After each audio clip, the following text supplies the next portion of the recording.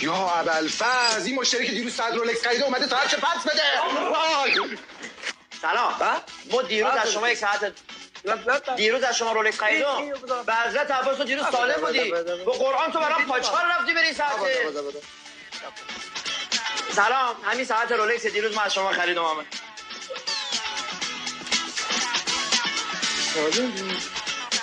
سلام. ما یک ساعت رولکس دیروز آمدم از شما خریدم. تو دیروز یعنی با ما چش تو چش شدی یک ساعت. سلام. شما هیچ مرگت نیست؟ چرا مرگم باشه؟ نه یعنی کر باشی، کوری، لالی، شک همه چی سالمه. باریکلا. یک ساعت رولکس ما دیروز فروشی آقا. اینجا چی فروشیه؟ میوه فروشیه. میوه فروشی. یک دونه پرتقال خدمت شما. به حضرت عباس شما هیچ کدوم تا مسلمان نیستین. حقتانه 4 تا دیگه از این رولکس ما خواستم برام از یک جای دیگه بخرم. نمیخوام دیگه جواهر باشه. از شما دیگه رولکس بخرم. الکی گفتم مخواستم پسش بدم.